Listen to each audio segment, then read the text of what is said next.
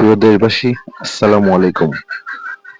আপনারা অবশ্যই অবগত আছেন যে প্রাণঘাতী ক্যান্সারে আক্রান্ত ক্ষমতাচ্যুত প্রধানমন্ত্রী শেখ হাসিনা। এমত অবস্থায় নেই কোনো রাজনৈতিক আকাঙ্ক্ষা। যতদিন বেঁচে থাকবেন রাজনীতি ছেড়ে পরকালের ফাঁদেও জোগাড় করতে চান তিনি। শেখ হাসিনার স্বাক্ষর করা এমন একটা বিবৃতি সামাজিক মাধ্যমে ঘুরছে। এবার সেই বিবৃতির সত্যতা যাচাই করছে ডাক চেকিং প্ল্যাটফর্ম রিউমার্ক স্ক্যানার। বিবৃতিতে বলা হয় যে, প্রিয় দেশবাসী, আপনারা নিশ্চয়ই অবগত আছেন যে আমি শারীরিকভাবে অত্যন্ত অসুস্থ। প্রাণঘাতী ক্যান্সারে আমাকে তিলে তিলে মৃত্যুর দিকে ঠেলে দিচ্ছে।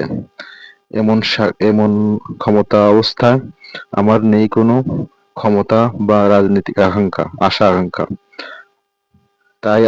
তাই আমি আজ স্পষ্ট জানাচ্ছি যে পেজ হ্যাক করা হয়, তবে সেই বিবৃতি আসল নয় বলে জানিয়েছেন ফ্যাক্ট চেক প্ল্যাটফর্ম নিউমার্ক স্ক্যানার। প্রকৃতপক্ষে শেখ হাসিনার কোনো বিবৃতি দেননি। বিবৃতিতে ভারতের জাতীয় প্রতীক হিন্দি বাংলার সংমিশ্রণে হাসিনার নাম হিন্দি ও ইংরেজিতে থাকার মতো অসঙ্গতি দেখা যায়।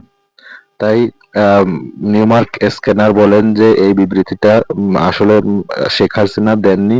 তো আসলে শেখ হাসিনার কোনো প্রাণঘাতিক রোগও হয়নি। এটা আসলে ফেক।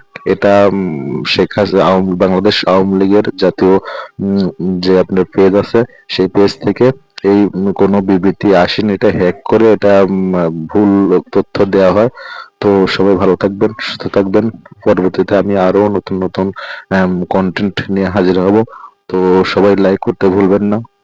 আসসালামু আলাইকুম।